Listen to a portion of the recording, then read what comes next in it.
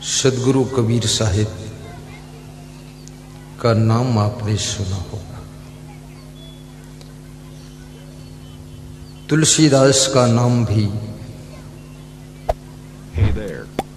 आपके मन मंडल में गूंज रहा है। तुलसीदास राम की रामायण से प्रसिद्ध हुए, लेकिन कबीर साहिब अंधविश्वास और आडंबर,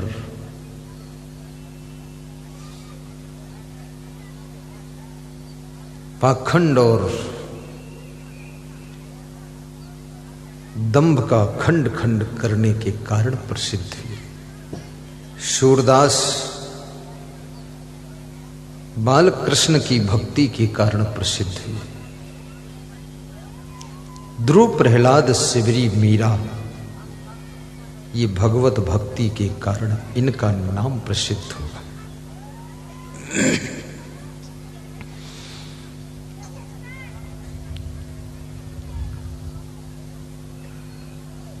सदगुरु कबीर साहिब से किसी भक्त ने प्रश्न पूछा है,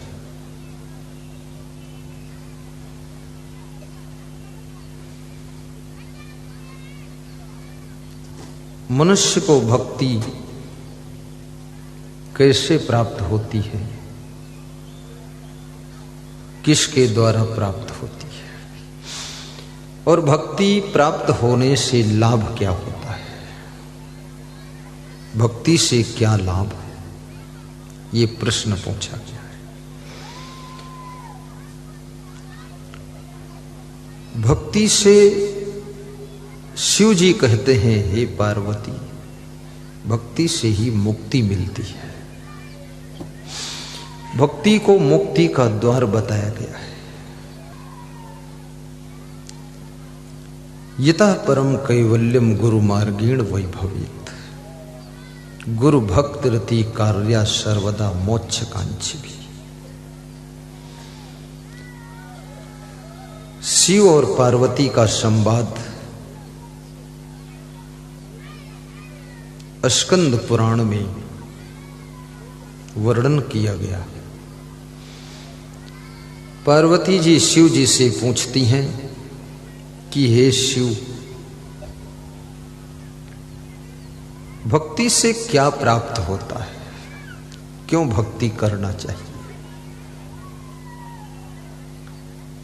तो शिव जी कहते हैं, यतः परम कैवल्यम गुरु मार्गेण वैभवेत्, जो गुरु के भक्ति के मार्ग से चलता है उसे कैवल्य पद की प्राप्ति होती है। कैवल्य पद कहते हैं मोक्ष पद, ऐसा पद जहां से पुनः आवागमन नहीं होता है, जन्म मरण नहीं होता है, लेकिन सर्वदा मोक्ष कांक्षी गुरु भक्त रति, जो गुरु की भक्ति में रत हो जाता है, लीन हो जाता है और सदैव डूब जाता है, उसे मोक्ष की प्राप्ति होती है। कभी कभी मनुष्य एक वर्ष तो भक्ति खूब करता है, दूसरे वर्ष ढीला हो जाता है। तुम एक वर्ष खेती खूब करो, उसके बाद ढीले हो जाओ, तो खेती के जो यंत्र आपने खरीदा है वो भी सब व्यर्थ हो जाएंगे।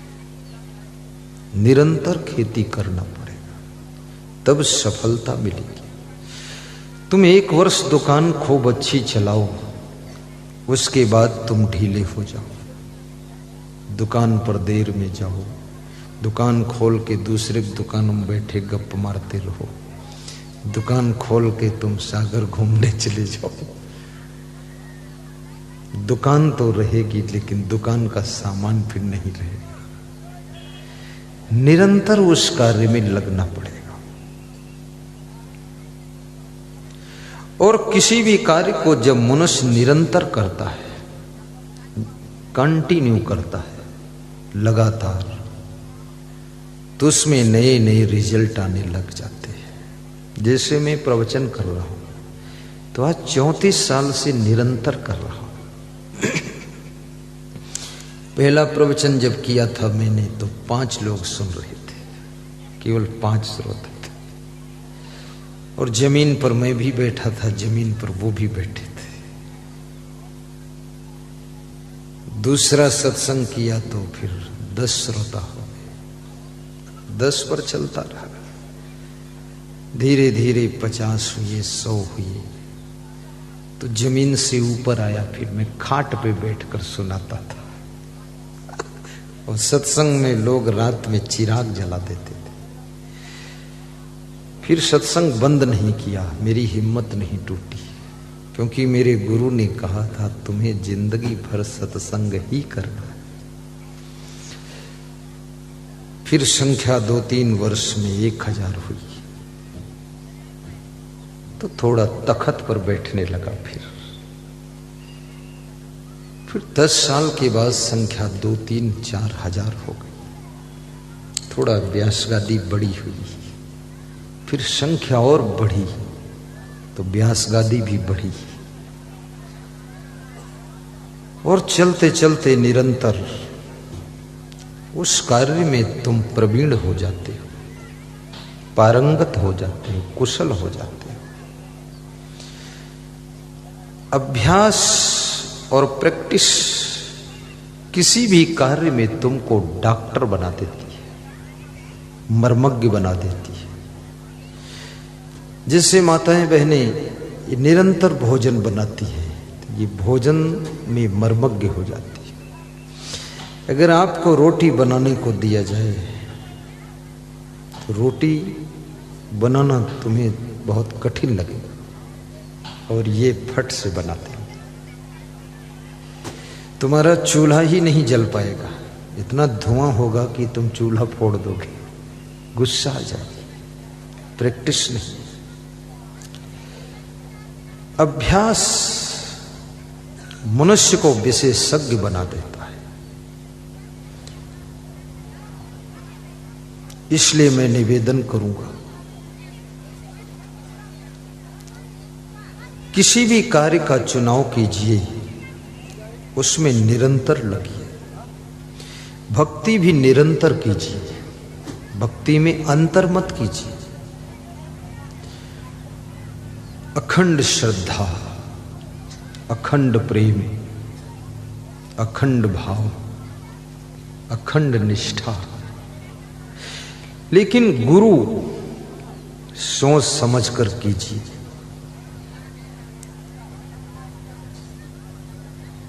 गुरु उसी को बनाइए जिसमें गुरु के लक्षण हैं।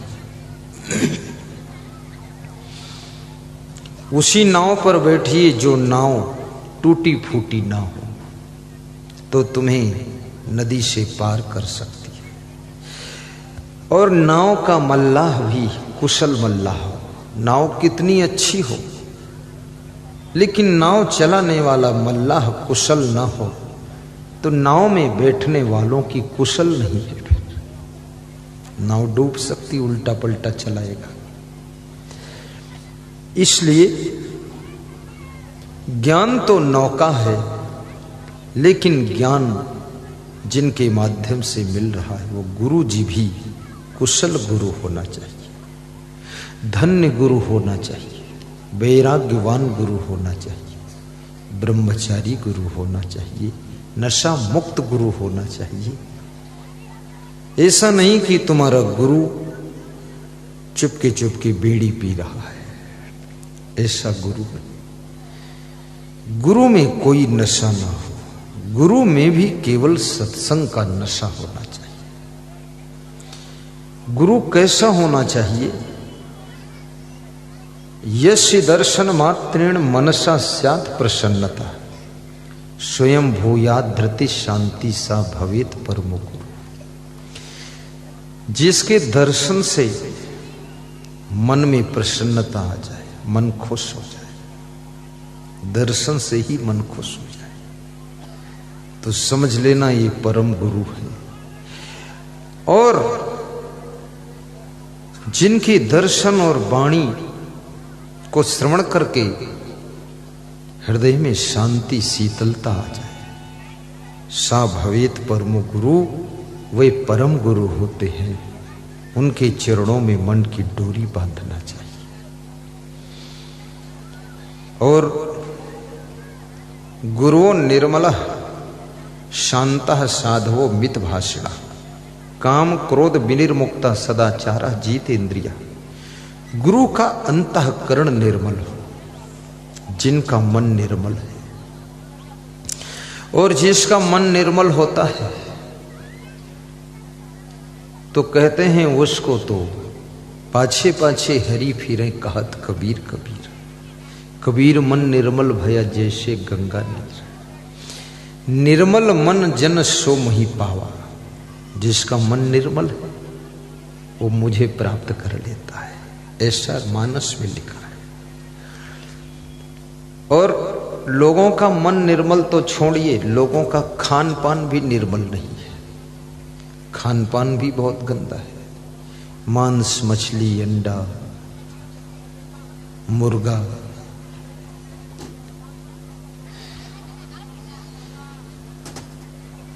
दारू, तंबाकू। तंबाकू तो लोग बहुत प्रेम से खाते हैं, थोड़ी सी मुंह में रख लेते हैं, चूसते रहते हैं और तंबाकू को धन्यवाद देते हैं कि तू ना होती तो मैं किसको चूसता।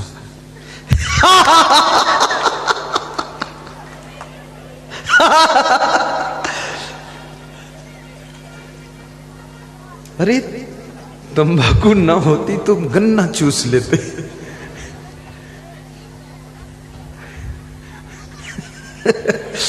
कितनी गंदी तंबाकू है। तंबाकू जहां सुखाई जाती है तो तंबाकू को खुरचने के लिए, उसको उलटने पलटने के लिए उसमें मुर्गियां छोड़ी जाती है। तो मुर्गियां अपनी चोंच से और पंजों से उसको खुरसती रहती हैं और तंबाकू सूखती रहती, उलटती, और मुर्गियां उसमें खूब लेट्रिन करती है।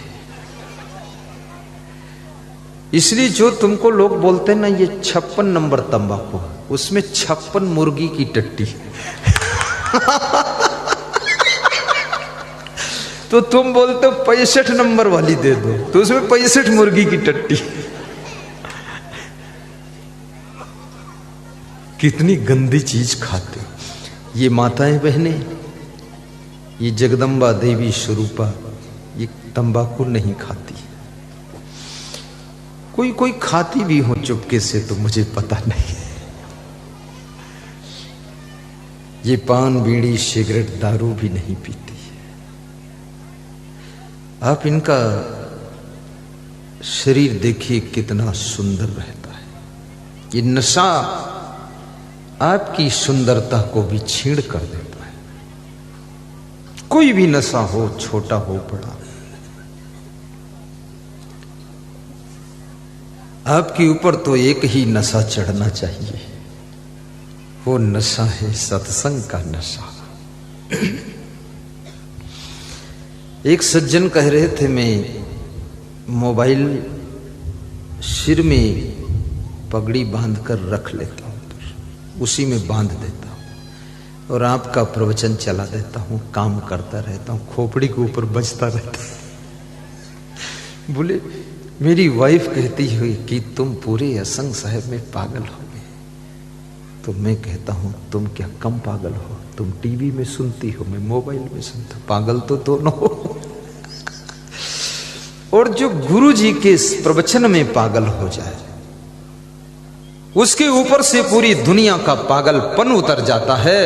और जो गुरु प्रवचन में पागल नहीं है वो दुनिया के पीछे पागल बना रहता है। इस संसार में पागल है कौन नहीं? कोई नशा के पीछे पागल है, कोई शराब के लिए पागल है, कोई फिल्मों के लिए पागल है और कोई फैशन में पागल है और कोई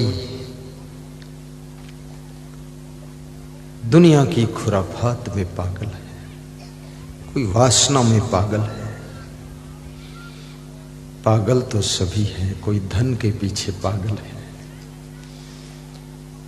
लेकिन याद रखना, कितना ही पागलपन चढ़ा हो, जब तुम सत्संग के लिए पागल हो जाते हो, पूरी दुनिया का पागलपन तुम्हारा उतर जाता है और फिर तुम्हें वो मस्ती, वो आनंद की प्राप्ति होती है जो न धन में आनंद मिला था, न किसी पद में मिला था और न किसी नशा में मिला था।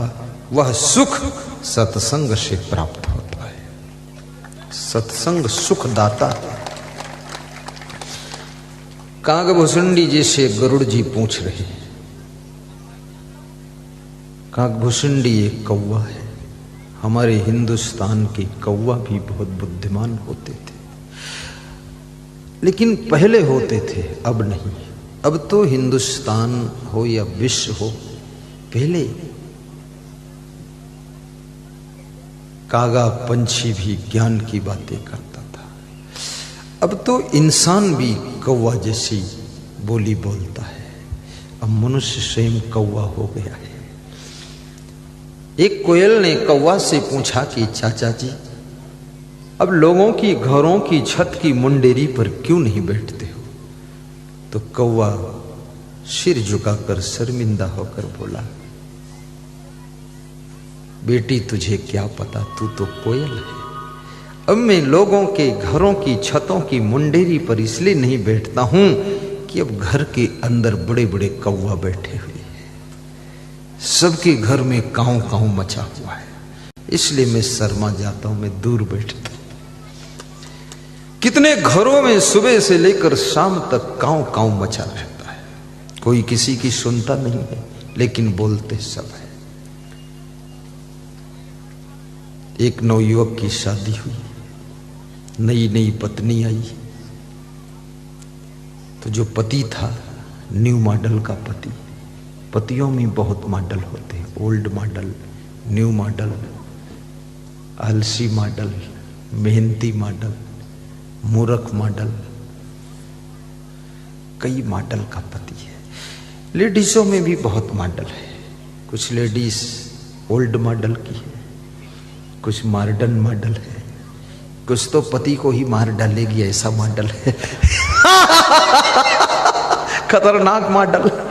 हाँ, पति की हालत खराब है, इतनी ठंडी में भी अपनी पत्नी को देखता तो पसीना टपकता है कि चंडिका देवी आ गई है। ये पति लोग खुश है क्योंकि इसकी हालत यही है करीब करीब। ज्यादा घरों में ये हाल, मॉडल बहुत है। ये तो कोई बहुत पुण्य किया है उसको धर्म पत्नी मिलती है, उसको कोई देवी स्वरूपा नारी के साथ में विवाह हो जाता है। बस फिर ऐसी नारी जिसके घर में पहुंचती है बहू बनकर, लाड़ी बनकर, वो घर घर नहीं रह जाता है, वो घर फिर मंदिर बन जाता है और घर के लोग देवी देवता की तरह घर में सुख पाते हैं। आज ठंडी में लोग इतना दुबक कर बैठे हैं, किसी को ताली बजाने की हिम्मत नहीं। मैं इतना जोर देकर प्रवचन करता हूं, फिर भी लोग चुटपुट चुटपुट जोर से नहीं बजाते। थोड़ा बजाइए ना। ताली की आवाज से बादल उड़ जाएंगे और सूरज निकल आएगा, देखेगा कौन बजा रहा, दर्शन कर। देखो थोड़ा बजाया, थोड़ा निकला है वो। खूब बजाओ तो सूरज पूरा आकर तुम्हारा दर्शन करेगा। सूर्य देवता भी तो दर्शन करना चाहते हैं सत्संगी भाइयों बहनों का।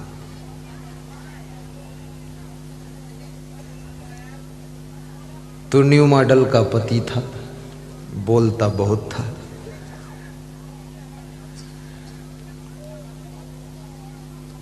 एक साल तक पति खूब बोलता रहा, खूब बोलता रहा। उसकी पत्नी सुनती रही, सुनती रही, सुनती रही। एक साल तक पत्नी श्रोता बनकर रहती है कि सुनते रहो क्या बोल रहे सब लोग। दूसरा साल जब प्रारंभ हुआ तो पत्नी ने फिर बोलना शुरू किया, क्योंकि वो बहुत सुनते सुनते ऊब गई, परेशान हो गई, कंटाल हो गई। कि इतना सुना रहे सब हमको बेवकूफ समझ रखा। कुछ लोग इसलिए ज्यादा बोलते हैं ताकि लोग हमें बेवकूफ न समझें ये भी होशियार इसलिए कुछ बोल रहा। लेकिन याद रखना, अधिक बोलने वाले ही बेवकूफ समझे जाते हैं, कम बोलने वाले समझदार होते हैं। और बहुत कम बोलने वाले, बिल्कुल कम बोलने वाले, जो बोलते कम है मुस्करा देते हैं, वो बुद्धिमान समझे जाते हैं। इसलिए बुद्धिमान व्यक्ति मुस्कराता है, बोलता कम है। और यदि सुबह से लेकर शाम तक तुम मुस्करा कर सभी काम करो, झाड़ू लगाओ तो मुस्कराते हुए, चाय बनाओ तो मुस्कराते हुए, तुम सब काम मुस्करा कर करो, तो तुम्हारा पति एक दिन तुमसे पूछेगा कि इतना तुम मुस्कराती क्यों? तो तुम कह दो कि तुम्हारे जैसा पति मिला, इससे बड़ी खुशी क्या हो सकती।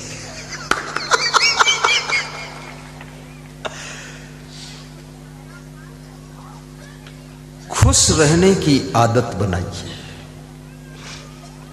और खुश होकर के काम करने का अभ्यास कीजिए।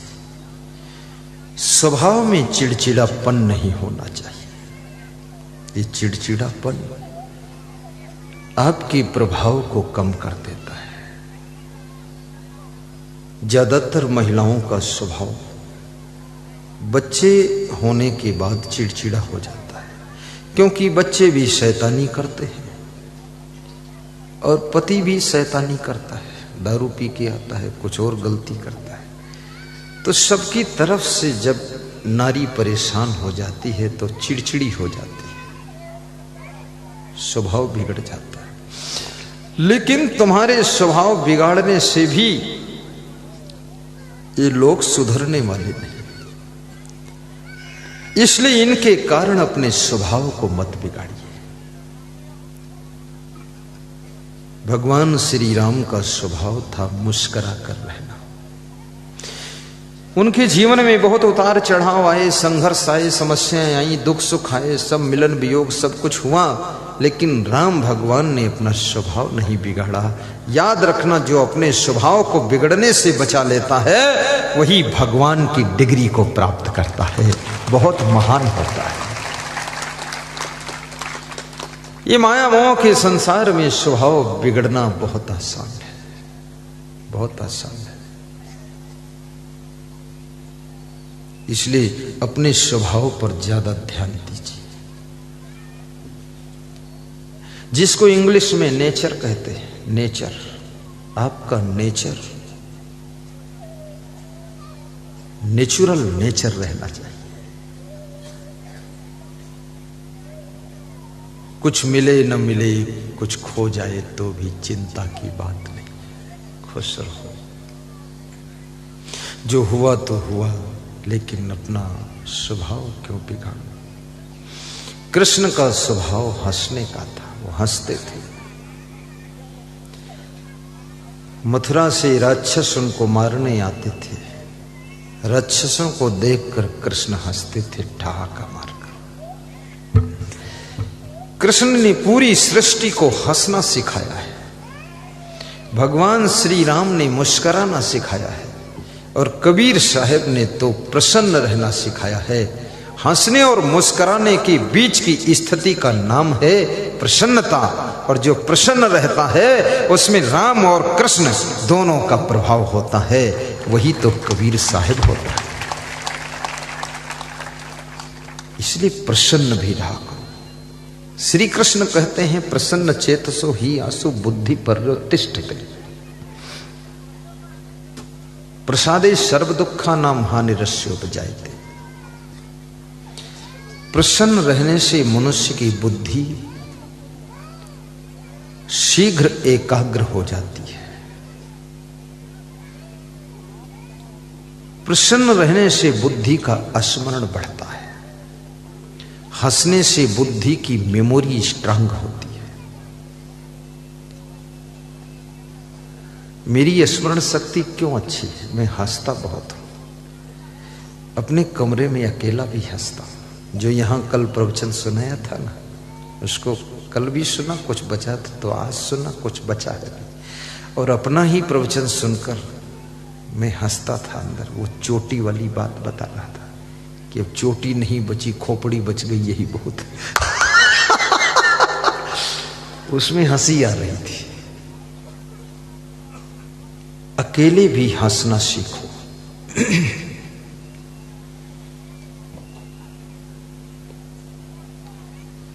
मन में उलझन मत आने दो। सब तरफ से उलझने घेर ले तो भी धैर्य रखो। उलझने घेर ले सब तरफ से तुम्हें। सुनाऊं? 2 लाइनें हैं, सुना तू? वो कवि लोग क्या कहते हैं ना, 4 लाइन और, फिर 4 सुना लेते, बोलते 4 लाइन और आपके लिए, फिर वो 4 हो जाती, फिर बोलते 4 लाइन। उनकी 4 खत्म ही नहीं होती। मैं तो 2 ही लाइन है, ज्यादा नहीं। उलझने घेर ले सब तरफ से तुम्हें। तो क्या करना चाहिए अमित कुमार, क्या करना चाहिए? उलझने घेर ले सब तरफ से तुम्हें। क्या राम भगवान को उलझनों ने नहीं घेरा था? क्या श्री कृष्ण को उलझनों ने नहीं घेरा था? क्या कबीर साहब 52 कसनी के बीच में उलझनों में नहीं फंसे थे? क्या आपको उलझनों ने नहीं घेरा है? मैं तो सोचता हूं राम कृष्ण कबीर और महावीर से ज्यादा आपके पास उलझने नहीं है। आपके पास तो चुटकी बजाने भर की उलझने हैं, और इतनी छोटी उलझनों में आपकी मुस्कान खत्म हो गई, हंसी खत्म हो गई, आनंद खत्म हो गया। क्यों? क्योंकि अंदर ज्ञान नहीं था, इसलिए छोटी सी उलझन को भी झेल नहीं सके।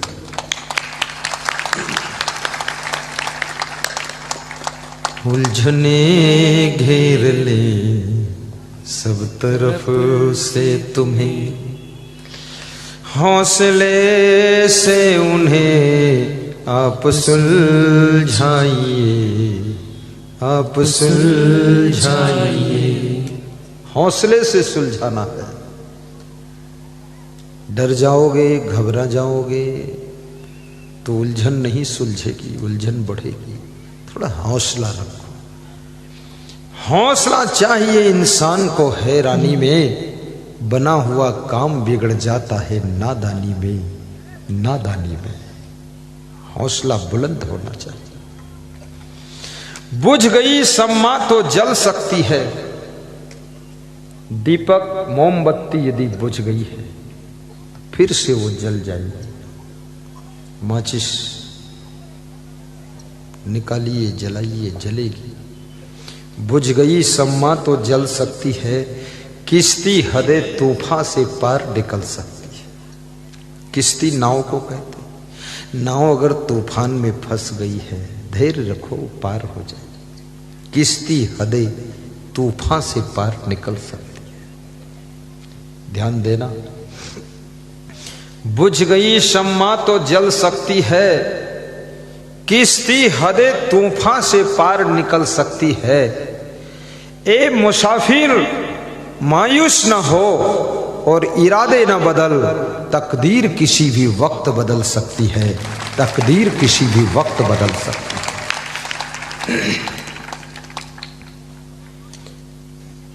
आज तुम गरीबी में गुजर रहे हो। ये मत सोचना कि हमेशा मैं गरीब ही रहूंगा।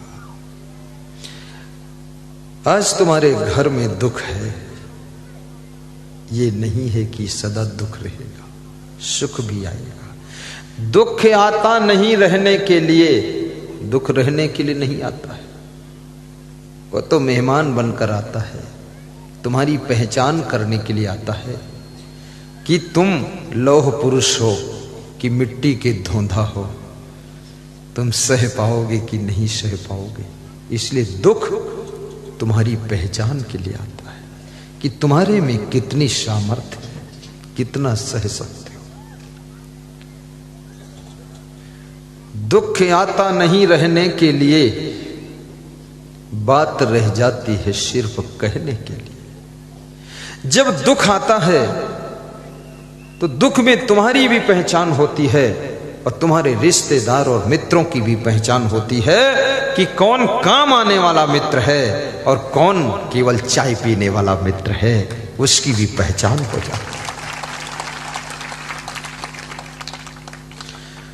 दुख आता नहीं रहने के लिए, बात रह जाती है सिर्फ कहने के लिए। प्यार और पीर दो किनारे हैं जिंदगी के। जिंदगी में दो किनारा है। कभी संसार से तुमको प्यार मिलता है और कभी इस संसार से तुमको पीड़ा मिलती है। इस संसार रूपी नदी के दो किनारे हैं। एक किनारा है जिसका नाम प्यार है, दूसरा किनारा जिसका नाम पीड़ा है। तो कभी इस दुनिया की नदी में आपको प्यार भी मिलता है और कभी कभी पीड़ा भी मिलती है। दो किनारे। दुख आता नहीं रहने के लिए, बात रह जाती है सिर्फ कहने के लिए। प्यार और पीर दो किनारे हैं, जिंदगी धार है बहने के लिए। जिंदगी धार है बहने के लिए। जिंदगी की धारा प्यार और पीड़ा के किनारों के बीच में बहती है। यदि तुम्हारे में कला है तो तुम पीड़ा को भी प्यार बना लेते हो, और कला नहीं है तो प्यार में भी पीड़ा पैदा कर देते हो, कलह कलेश पैदा करते हो। ये संसार कलाकारों के लिए कलाकंद है, और जो कलाकार नहीं है उनके लिए कलह कलेश का केंद्र है।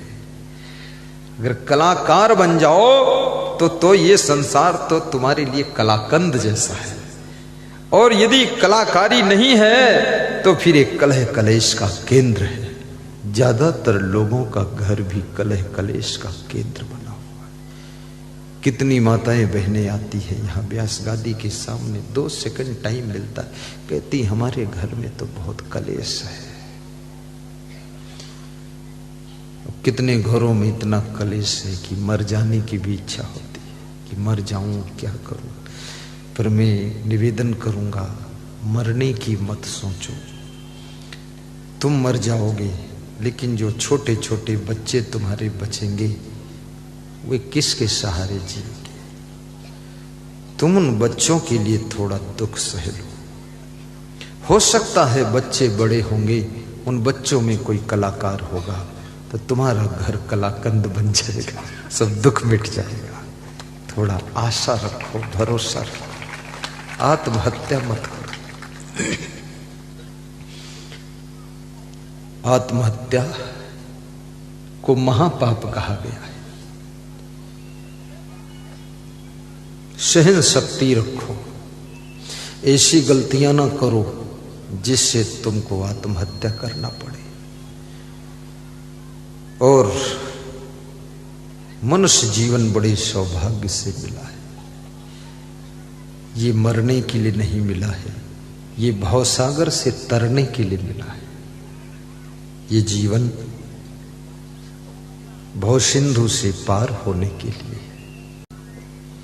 तो मैं बता रहा था आपको कि एक नवयुवक का विवाह हुआ।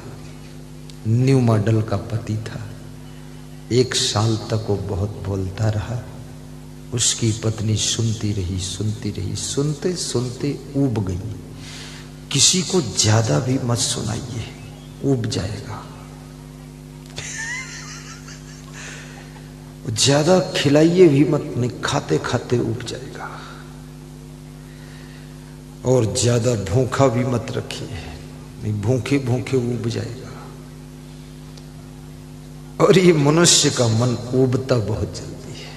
ये मन में 2 बातें, ये ऊबता है और कहीं डूबता है। डूबना ऊबना इसका स्वभाव है। कहीं तुम्हारा मन डूब जाता है और कहीं वहां से ऊब जाता है। जिन जिन चीजों में तुम डूब जाते हो, उन्हीं चीजों से थोड़े दिनों के बाद तुम ऊब जाते हो। और जिसकी जिंदगी में डूबना और उबना है, उसकी जिंदगी में सुख शांति नहीं रहती है। उबिए मत और डूबिए मत। डूबना भी नहीं चाहिए, उबना भी नहीं चाहिए, बीच में रहो, मध्यम रहो। जो ज्यादा डूबते हैं वही ज्यादा उबते हैं, इसलिए ज्यादा डूबो भी मत, तो ज्यादा उबना भी नहीं पड़ेगा। जो लोग अपने घर के माया मोह में ज्यादा डूब जाते हैं ना, वो एक दिन उस घर से बहुत उब जाते हैं। कहते इस घर को हम छोड़कर कहां भाग जाएं। तो उनसे मैं पूछता हूं, इतना डूबे क्यों? थोड़ा थोड़ा पहले से ही मन को बाहर रखते, उसमें इतना क्यों फंसे? साल में 2-5 दिन के लिए तो कभी कभी गुरु दर्शन के लिए उनके आश्रम भी चले जाना चाहिए, छुट्टी काम है। कभी कुंभ मेला हो तो कुंभ मेला भी चले जाओ, 10-5 दिन वहां रहो, फिर लौट आओ तो बेटे बहू को भेजो कि अब तुम जाओ। पहले आप चले जाओ पति पत्नी बेटी को लेकर, और फिर बेटे बहू को भेजो कि तुम जाओ। थोड़ा बेटा बहू भी जाएगा कुंभ मेला में, घूमेगा, देखेगा, सत्संग सुनेगा, दर्शन करेगा, गंगा नहाएगा, कुछ तो संस्कार बदलेंगे, फिर घर अच्छा लगने लगेगा। तुम भी जब कुंभ मेला जाओगे उसके बाद तुम्हें घर की याद आएगी। जिस घर में तुम कहते थे इस घर में मैं रहना नहीं चाहता हूं, ऊब गया हूं, कहां भाग जाऊं, तुम केवल 10 दिन कुंभ मेला में रह लो, फिर भगवान का नाम 11वें दिन नहीं लोगे, तुम अपनी घरवाली का नाम लोगे। देवी जी बुलाओ मुझे। ये जो स्त्रियां बहुत मायके जाना चाहती ना, भेज देना चाहिए, चाहिए जल्दी। और उधर से फोन आए, बात करिए, कहिए ठीक, धन्यवाद धन्यवाद। तुम्हारी मम्मी ठीक है, पापा जी तुम्हारे ठीक है, भाई लोग सब ठीक, कुशल मंगल है, ठीक है, थोड़ा और रह लो, वहां अच्छा है, ठीक है, आ जाना फिर सबको संतुष्ट करके। अब वो तो वहां परेशान हो रही है और तुम कहते हो और रह लो। और अब की बार जब लौट के आएगी दोबारा कान पकड़ लेगी, नहीं जाऊंगी, नाम नहीं लेगी। थोड़ी कला सीखो, तो तुम सीखते नहीं हो। और जिसका पति ज्यादा घर में उलझ जुलुल करता हो तो इसको भेजो कुंभ मेला।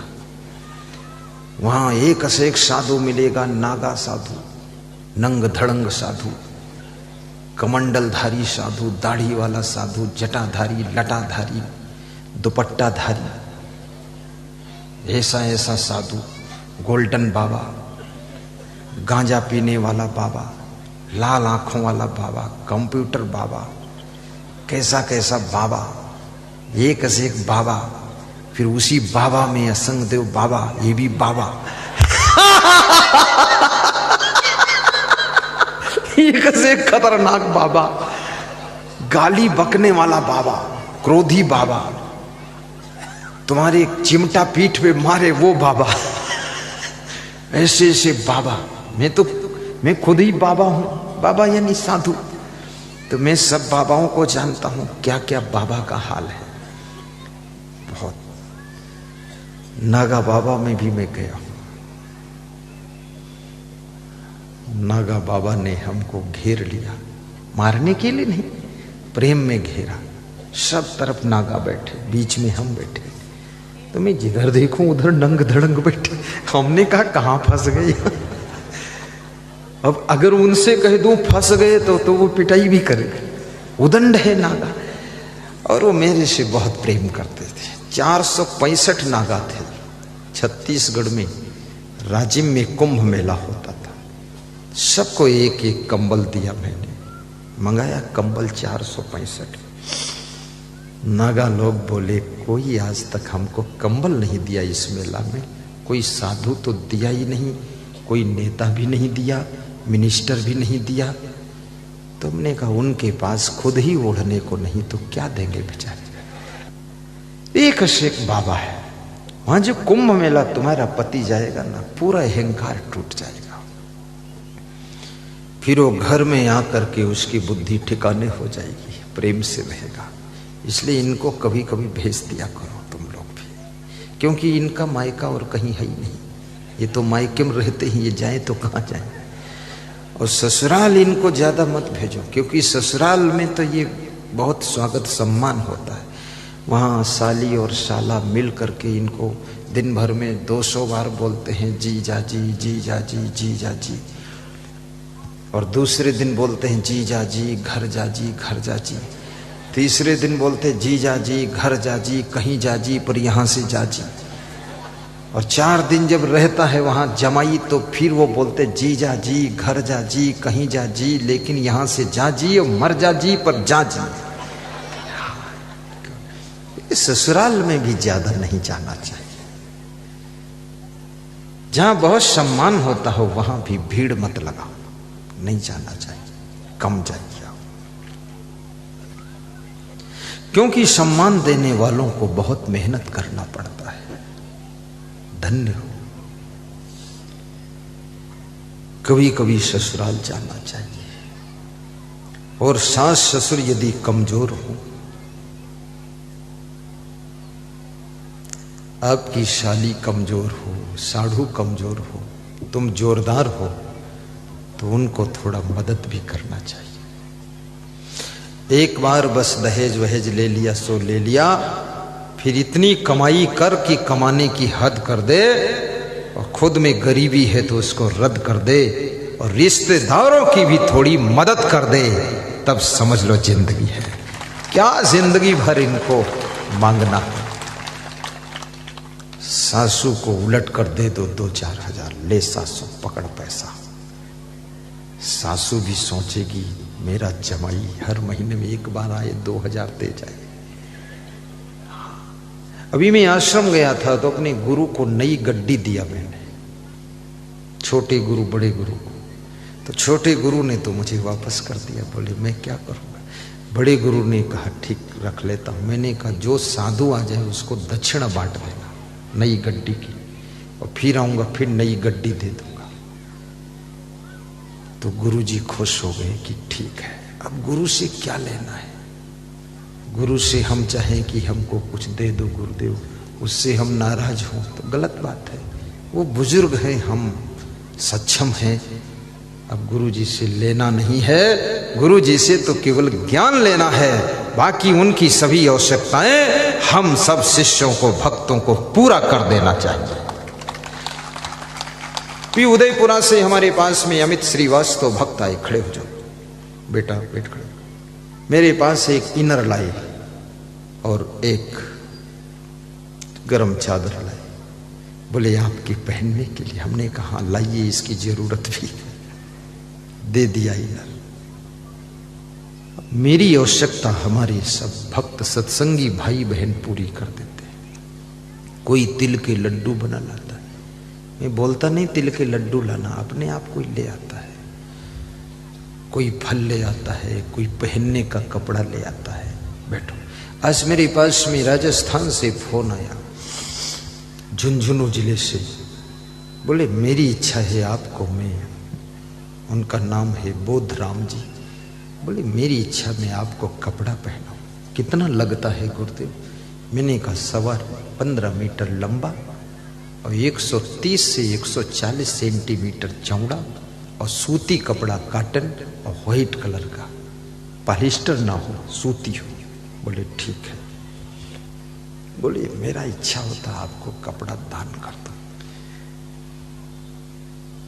आपके गुरु को इतना फ्री कर दीजिए कि उनका पूरा मन दिल दिमाग केवल सत्संग में ही रहे, उनको कपड़ा लफड़ा सोचना ही ना पड़े, तब वे अच्छा सत्संग सुनाएंगे। नहीं तो वो इसी चक्कर में पड़े रहेंगे कि हमारा कुर्ता कहाँ है, हमारा पगड़ी है कि नहीं। हमारे जो शिष्य हमारे साथ ही रहते, 2 प्रकार के शिष्य हैं। ये विरक्त शिष्य, ब्रह्मचारी शिष्य, और आप लोग गृहस्थ शिष्य। ये सब व्यवस्था मेरी करते हैं। मेरा कपड़ा कहाँ सुखाया गया मुझे पता नहीं रहता है। किस रस्सी पड़ा है, इतना भीगा हुआ है, मौसम कहाँ क्या कर रहे, वो जाने। गाड़ी कंप्लीट है, वही लोग कंप्लीट रखते हैं, टाइम टू टाइम बिल्कुल रेडी। भोजन भी वो कंप्लीट रखते हैं बिल्कुल, 3 प्रकार की सब्जी, और टाइम मिल जाए तो 6 प्रकार की सब्जी। उनका कहना थोड़ा थोड़ा खाइए तो हर विटामिन पहुंचना चाहिए, स्वस्थ रहे आप। सही बात है। और हमारी सारी व्यवस्था A to Z कंप्लीट करते हैं, और हमारी जितनी आवश्यकता है ये जो सत्संगी भाई बहन बैठे हैं सब ला देते हैं। मेरे को एक गिलास दिया किसी ने, श्रीमती आशा सिंह राजपूत, श्री RB सिंह राजपूत, बॉम्बे। ये चांदी का गिलास है। तो मैं पानी पीता था, तो बोले मैं ऐसा गिलास दूंगा कि एक गिलास में ही तुम पूरा छक जाओगे। तो 1 लीटर का गिलास। अब बोले मजबूत है, गिर जाए तो भी कूचेगा नहीं, दिखावटी नहीं है। बोले मेरा गुरु जिसने मेरी जिंदगी को सोना बना दिया, उसको मैं चांदी के गिलास में पानी पिलाऊंगा। गुजराती भाषा में एक भजन है, बहुत अच्छा भजन। लोढ़ो कंचन थई जाई संतो न संग मां, लोढ़ो कंचन थई जाई संतो न संग मां, दानव मानव थई जाई संतो न संग मां, दानव जोर से गाइए, मानव थई जाई संतो न संग मां, पापी पावन थई जाई संतो न संग मां, पापी पावन थई जाई संतो न संग मां, जन्मे मरण नो जूनो जो रेट छे, जन्मे मरण नो जूनो जो रेट छे। अर्थ क्या है? गुजराती भाषा अर्थ समझा दूं। जो रेट माने बंधन, जो पुराना बंधन है। जूनो माने पुराना, गुजरात में पुराना को जूना कहते हैं। और जो रेट माने बंधन, जन्म मरण का जो पुराने से पुराना बंधन है, वो सत्संग के प्रभाव से, संतों की संगत से क्या होगा? ये होगा, जन्म मरण नो जूनो जो रेट छे, जन्म मरण नो जूनो जो रेट छे, पल मां छूटी ते जाई संतो न संग मां, पल मां छूटी ते जाई संतो न संग मां, दानव मानव थई जाई संतो न संग मां, दानव मानव थई जाई संतो न संग मां, लोढ़ू कंचन थई जाई संतो न संग मां, लोढ़ू कंचन, लोढ़ू माने लोहा, कंचन माने सोना, लोढ़ू कंचन थई जाई संतो न संग मां, तुम गाओ, डरते क्यों हो? लोढ़ू कहो, लोढ़ू नहीं कह पाओ।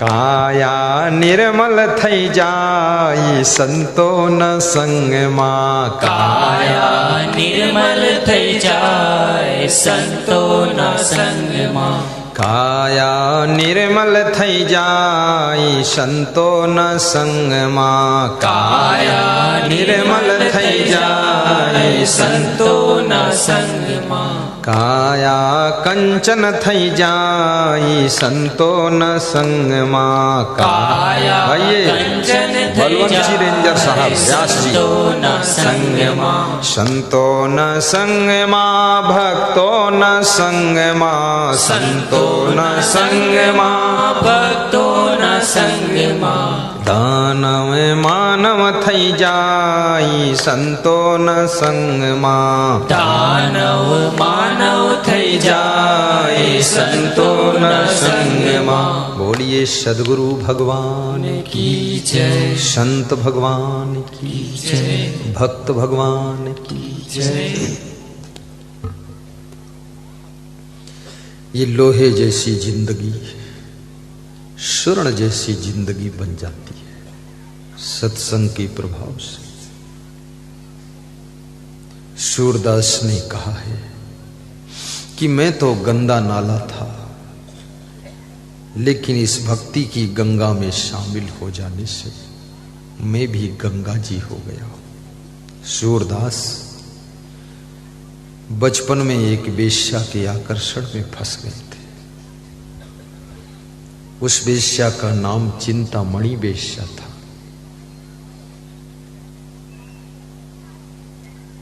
याद रखना, वेश्या का आकर्षण सूरदास को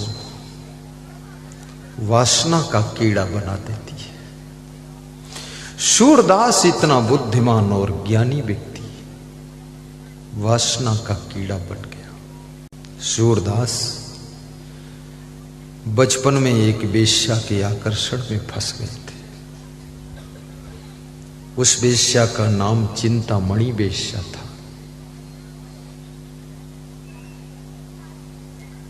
याद रखना, वेश्या का आकर्षण सूरदास को वासना का कीड़ा बना देती है। सूरदास इतना बुद्धिमान और ज्ञानी व्यक्ति वासना का कीड़ा बन गया। एक दिन उनके पिता की मृत्यु हो गई। सूरदास का बचपन का नाम बिल्वमंगल था। क्या नाम था बताओ, क्या नाम? बिल्वमंगल। याद कर लो, याद ना हो यदि तो प्रवचन की पेन ड्राइव और मेमोरी कार्ड खरीद लेना। 150 घंटे का प्रवचन है। छठा छठा प्रवचन, पूरे हिंदुस्तान का, देश विदेश का प्रवचन। और उसको रोज सुनते रहना तो याद आ जाएगा कि इसके बचपन का नाम बिल्वमंगल था। पुस्तकें भी खरीद लेना यहां साहित्य की दुकान से। जिनको नींद ना आती हो उनकी नींद की दवा है लेटे लेटे छोटी पुस्तक जीने की राह पढ़ो, सुख की खोज पढ़ो, बरसे कंबल भीजे पानी पढ़ो तो धीरे धीरे नींद आ जाएगी। और जिनको रात में सपने खराब खराब आते हो, भूत प्रेत चुड़ैल मरही मसान के सपने आते हो, सपने में सांप दिखाई देता हो, वह लोग अपने घर में कोई महान संत सदगुरु का फोटो लगाकर उसका दर्शन करो, हर कमरे में लगा दो, तुम्हारे सपने भी अच्छे आने लगेंगे। और जिसके सपने ही खराब हैं तो जागृत अवस्था में कैसे वो अच्छा कुछ कर पाएगा। इसलिए स्वप्न भी अच्छे देखो, खराब सपने मत देखो। ये सांप का सपना क्यों देखते हो? कितने लोगों को भूत प्रेत का सपना आता है। और कितने घरों में तो लोग खुद ही भूत प्रेत जैसा रहता है, वो भूत प्रेत से कम है ही नहीं। कितने घर की स्त्रियां उनको देख करके तो शमशान घाट की सभी चुड़ैलें भाग जाएंगी, खुद ही चुड़ैल बनी बैठी है। पूरा चुड़ैल है, गंदी फंदी उलुल जुलुल सब।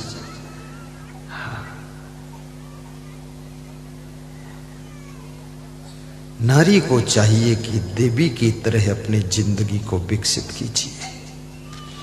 आप जगदम्बा हो, आप देवी हो। नारी में नारायणी का रूप छिपा होता है, नर में नारायण का रूप छिपा होता है। मैं निवेदन करूंगा, आप साधारण नहीं हो। भगवान श्री राम मनुष्य रूप में भगवान का पद पाया था। उन्होंने करके दिखा दिया कि हे मनुष्य, मैं भी इंसान हूं तेरी तरह, लेकिन भगवत गुणों के प्रभाव से मैं भगवान बन गया हूं। आपके अंदर दैवी गुण, भगवत गुण विकसित हो जाएं तो लोग तुमको देवी देवता कहने लगेंगे। तुम्हें भगवान भी लोग कहेंगे कि अरे भगवान का रूप है। और वास्तव में सच्ची देवी तो ये नारियां ही है। जिनके द्वारा घर मंदिर बन जाता है। घर ही में तीर्थ बनैबे मंदिर हम काहे को जेबे। घर ही में गंगा, घर ही में जमुना, और घर ही में तीर्थ बनैबे मंदिर हम काहे को। आप अपने पूरे घर को मंदिर का रूप दीजिए। घर की नारियों में देवी का रूप देखिए, घर के पुरुषों में देवता का रूप देखिए।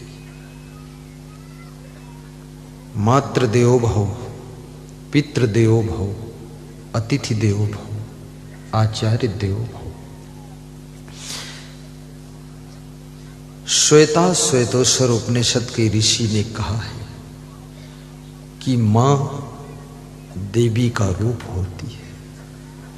मां का स्थान समुद्र की गहराई नापी जा सकती है, लेकिन मां की ममता की गहराई नहीं नापी जा सकती है। आकाश की ऊंचाई की सीमा हो सकती है, लेकिन तुम्हारे बाप के अंदर जो तुम्हारे प्रति आशा है उसकी कोई सीमा नहीं होती है। इसलिए याद रखना, तुम्हारे पिताजी, उनका हृदय आकाश से भी ज्यादा तुम्हारे लिए विशाल है। गुरु का हृदय समुद्र से अधिक गहरा, आकाश से अधिक विशाल होता है, क्योंकि गुरु के अंदर मां और बाप दोनों का स्वरूप होता है। इसलिए कहते तुम्हें माता च पिता तुम्हें, इसलिए गुरु बहुत महान होता है। गुरु तुम्हें मां की तरह कोमल प्रेम भी देता है, और कभी पिता की तरह कठोरता से डांट भी देता है।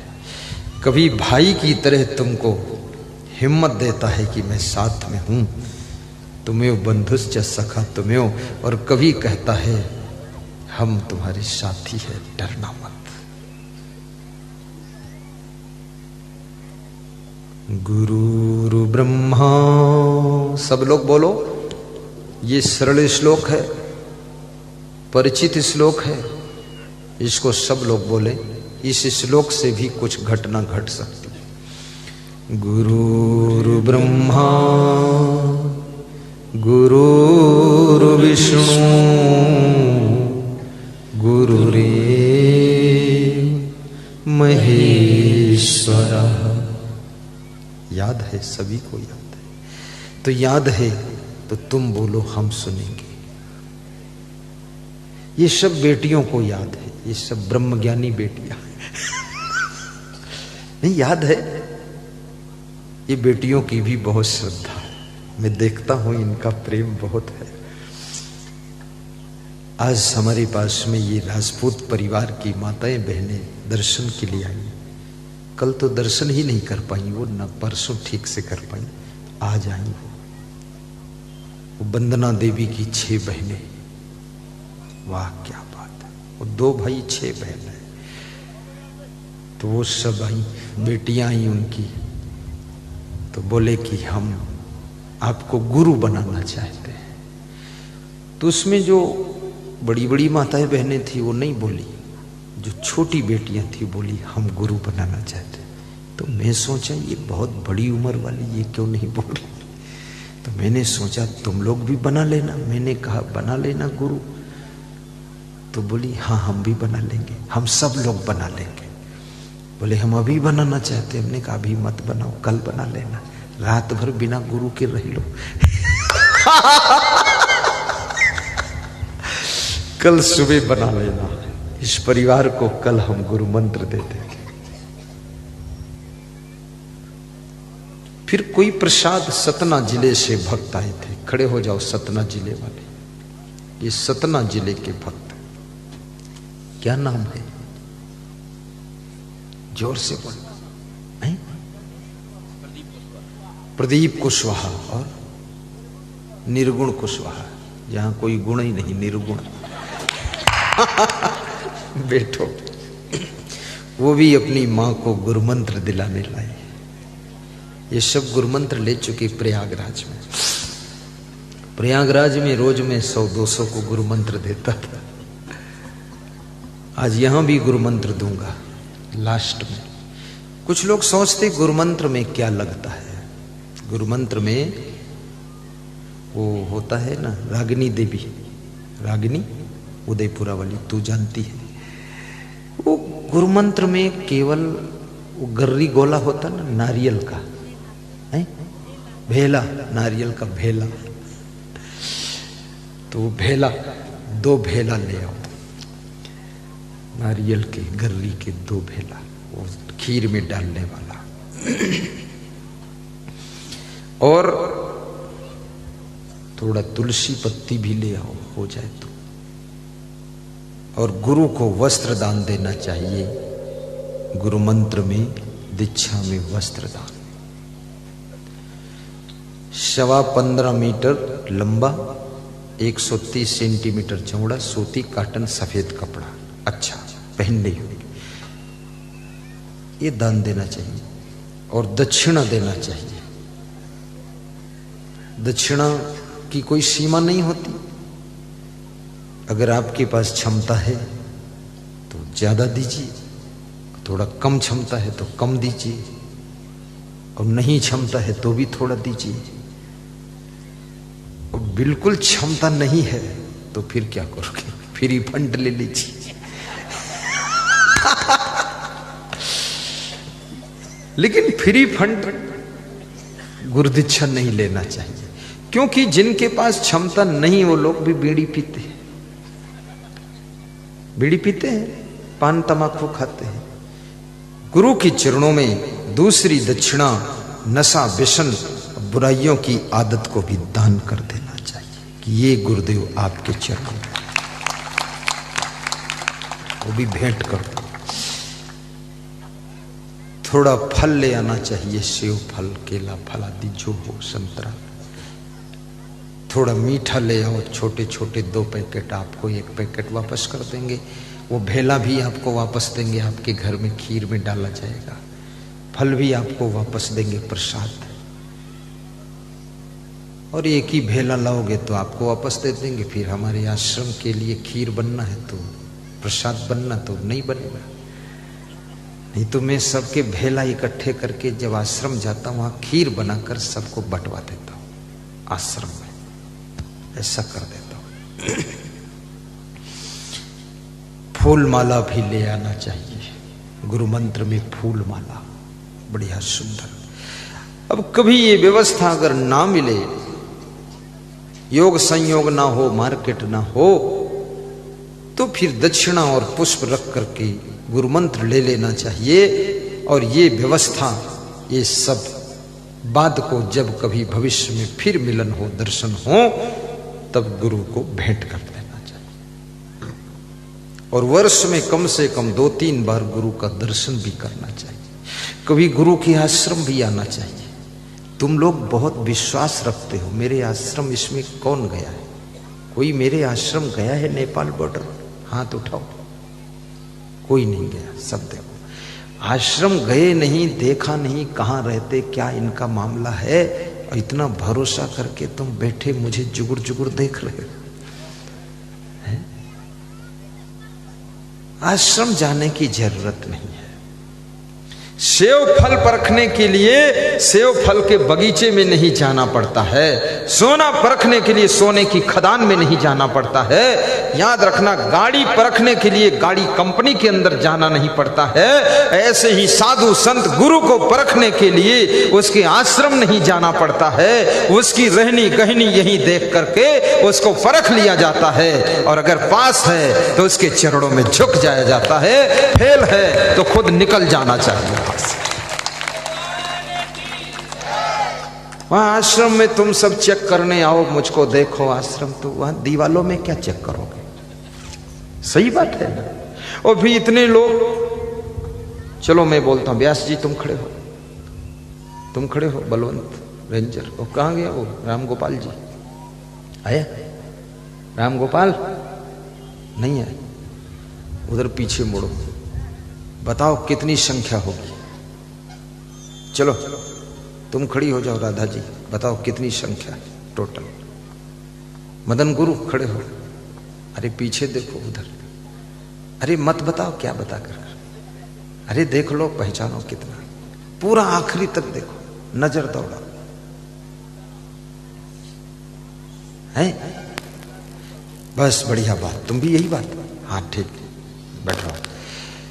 यानी 10 से 15,000 लोग हैं ये, अगर मेरे आश्रम जाएं तो 15,000 लोगों का किराया, कम से कम आपका खर्चा एक आदमी का आश्रम तक पहुंचने का 1,000 हो जाएगा। तो 1,000 ये बैठो, वाह रेंजर साहब राम, 1,000 को 15,000 से गुणा कर दो जरा, जिसकी गणित अच्छी हो। अरे बुरा फंस गए, 15 करना, 15 3 जीरो आगे और बढ़ा दो उसमें, 6 जीरो 15, इकाई दही सैकड़ा हजार 10,000 लाख करोड़ 10 करोड़, यानी 15 करोड़ कितना हुआ, फिर से जोड़ो गलत हो जाएगा, इकाई दही सैकड़ा हजार 10,000 लाख 10 लाख करोड़, यानी 1 करोड़ 50 लाख किराया खर्च होगा। आप वहां अगर चेक करने जाओगे और पूरे विश्व के कम से कम करोड़ों लोग हमसे जुड़े हैं, तो अरबों खरबों रुपया तो यही बर्बाद हो जी फालतू। और मैं अगर आता हूं तो इतना खर्चा नहीं है, मैं आता हूं तो यहां पहुंचने में हमारा 60-70 हजार का खर्चा होता है। कहां 1.5 करोड़ अब कहां 70 हजार। तो मुझे आना ठीक है कि तुम्हें आना ठीक है, बोलो हैं? मैं आऊं? हाँ, और मेरे आने से तुम्हारा समय भी बचता है, सुबह शाम काम भी कर लेते हो, सत्संग भी सुन लेते हो। और फिर वहां इतने लोग कैसे जा पाएंगे, छोटे छोटे बच्चे हैं, बूढ़े लोग, बुजुर्ग लोग, इसलिए मुझे आना ठीक। लेकिन इसका अर्थ ये नहीं कि तुम कभी मत आओ, कभी एक बार थोड़े कुछ लोग तो आना भी चाहिए, ताकि मेरा मन भी खुश होगा कि हमारे आश्रम आए आप लोग। ठीक बात।